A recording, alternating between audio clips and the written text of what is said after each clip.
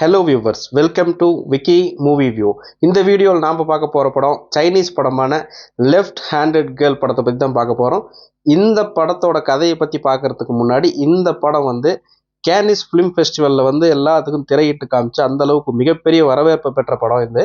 அதுக்கப்புறம் Taiwanese best international feature ஃபிலிமில் இது என்ட்ரி ஆகிருக்கு. அகாடமி 98th அகாடமி அவார்டுக்கு இந்த படம் என்ட்ரி ஆகிருக்கு. அந்த அளவுக்கு ஒரு சூப்பரான படம் தான் இது. இந்த படத்தோட கதை என்னன்னு பார்க்கலாம் வாங்க. அதாவது இந்த படத்தோட கதை என்னன்னு பார்த்தீங்கன்னா, படத்தோட ஆரம்பத்திலேயே ஒரு சிங்கிள் மதர், அந்த அம்மாவுக்கு பார்த்தீங்கன்னா 2 பொண்ணுங்க. ஒரு பொண்ணு 18 வயசான பொண்ணு, இன்னொரு பொண்ணு பார்த்தீங்கன்னா ஒரு 6 வயசு உள்ள ஒரு சின்ன பொண்ணு. இந்த கதை அந்த சின்ன பொண்ணை மையமாக வச்சு தான் இந்த கதை நகருது. இந்த பொண்ணுக்கு பார்த்தீங்கன்னா, அதாவது இடதுகை புழக்கம் தான் இருக்குது. இந்த இடதுகை புழக்கத்தினால இந்த பொண்ணு சந்திக்கிற பிரச்சனைகள் என்ன, அதுக்கப்புறம் இந்த கதையில் என்னென்ன மாற்றங்கள் நடந்துச்சு அப்படிங்கிறது தான் மொத்த கதையுமே.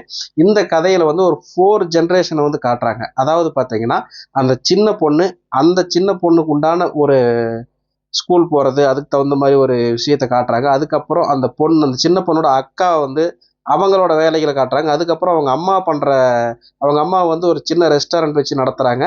அதுக்கு உண்டான ஒரு பிரச்சனைகள் என்ன வருதுன்னு காட்டுறாங்க. அதுக்கப்புறம் அவங்க அம்மாவோட அம்மா பார்த்தீங்கன்னா அவங்க கிராண்ட் பேரண்ட்ஸ், அவங்களோட வாழ்க்கை, மொத்தத்தில் 4 ஜென்ரேஷன் காட்டுறாங்க.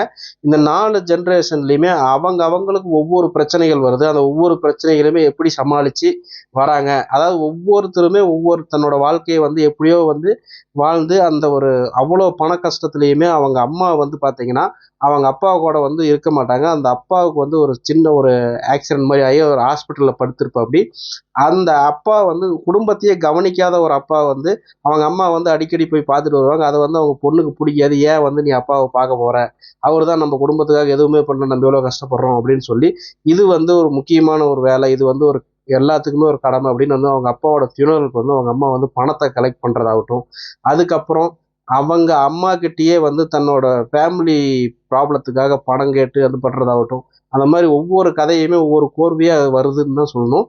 அதுக்கப்புறம் அந்த சின்ன பொண்ணு அந்த லெஃப்ட் ஹேண்ட் அப்படிங்கிறது பார்த்தீங்கன்னா, அந்த லெஃப்ட் ஹேண்ட் உபயோகம் பண்ணுறது பார்த்தீங்கன்னா அவங்க தாத்தாவுக்கு பிடிக்காது. அது பார்த்தீங்கன்னா இது டெவில்ஸ் ஹேண்ட் அப்படின்னு சொல்லி அந்த சின்ன பொண்ணோட மனசை மாற்றிடுவார். அந்த பொண்ணு அந்த லெஃப்ட் ஹேண்டை பயன்படுத்தி ஒவ்வொரு ஷாப்பிங்லேயுமே போய் ஒவ்வொரு கடையிலையுமே போய் தனக்கு என்னென்ன முடியுமோ அதை திருடிட்டு வந்துடுவா. அந்த திருட்டை எப்படியோ கண்டுபிடிச்சி அவங்க அக்கா அந்த ஏன் திருடனா அப்படின்னு கேட்கும்போது, இது நான் திருடலை, என்னோட லெஃப்ட் ஹேண்ட், இது டெவில் ஹேண்டு தான் திருடுச்சு அப்படின்னு சொல்கிற சீன் ஆகட்டும். அப்புறமேட்டு இந்த படம் பார்த்தீங்கன்னா ஒவ்வொருத்தருக்குமே ஒவ்வொரு பிரச்சனைகள் இருக்கும். அந்த ஒவ்வொரு வாழ்க்கையில நடக்கக்கூடிய சராசரி வாழ்வியலை இந்த படம் காட்டுது. இந்த படத்தை பார்க்கும்போது உங்களுக்கு படம் பார்க்குற மாதிரியே இருக்காது. நம்ம நார்மலான ஒரு வீட்டில் நடக்கக்கூடிய அன்றாட வேலைகள் என்னென்ன இருக்குமோ, அன்றாட பிரச்சனைகள் நம்ம எப்படி சந்திப்போம், சாப்பிட்றதுக்கு என்ன பண்ணுவோம், தூங்குறதுக்கு என்ன பண்ணுவோம், வண்டி ஓட்டுறதுக்கு என்ன பண்ணுவோம், வாடகைக்கு என்ன பண்ணுவோம், நம்ம டிஸ்கஸ் பண்ணுவோம் இல்லைங்களா. அதே தான் இந்த படமுமே. அந்த சின்ன பொண்ணோட அந்த லெஃப்ட் ஹேண்ட் பழக்கத்தினால கடைசியாக அந்த கதை எப்படி முடியுது, அதை எப்படி உணர்ந்து இந்த லெஃப்ட் ஹேண்ட் எல்லாத்துக்குமே ஒரே ஹேண்டு தான். அதனால் லெஃப்ட் ஹேண்டு நீ உனக்கு லெஃப்ட் ஹேண்டு பழக்கம் இருக்கிறதுனால நீ தப்பான பொண்ணெலாம் இல்லை அப்படின்னு சொல்லி அவங்க அக்கா அந்த பொண்ணை திருத்துறதாகட்டும், அந்த திருடன கடையிலேயே அந்த பொண்ணை கூட்டிகிட்டு போய் ஒவ்வொரு பொருளாக திருப்பி கொடுக்க வைப்பாள். அந்த சீன்லாம் இந்த படம் அந்தளவுக்கு சூப்பராக இருக்கும். இந்த படம் பெஸ்ட் இன்டர்நேஷ்னல் ஃபியூச்சர் ஃபிலிமாக என்ட்ரி ஆகிருக்குன்னு தான் சொல்ல அகாடமி அவார்டுக்கு. அந்த அளவுக்கு சூப்பரான ஒரு படம். கண்டிப்பாக இது நெட்ஃப்ளிக்ஸில் இருக்குது, கொஞ்சம் பாருங்கள். இதில் முக்கியமான ஒரு விஷயம் என்னென்னா, அடல்ட் கண்டென்ட்டை பொறுத்த வரைக்கும் இது 18+ தான். கொஞ்சம் அந்த மாதிரி சீன்களாக இருக்குது, அதனால் அதை பார்த்துக்கோங்க. இது நெட்ஃப்ளிக்ஸில் ரிலீஸ் ஆகிருக்கு. அதில் பார்த்தீங்கன்னா இங்கிலீஷ் டப்பிங்கில் இருக்குது, தமிழில் கிடையாது. சப்டைட்டிலோடு இருக்குது, வாய்ஸே இருக்குது. நீங்கள் பார்த்து இது பண்ணிக்கலாம். கண்டிப்பாக இதை நீங்கள் பார்க்கலாம். அதனால் சூப்பரான படம் தான் இது. என்னோட சேனலை சப்ஸ்கிரைப் பண்ணாமல் பார்த்தீங்கன்னா சப்ஸ்கிரைப் பண்ணுங்கள். இதே மாதிரி அடுத்த வீடியோவில் சந்திக்கிறேன். நன்றி, வணக்கம்.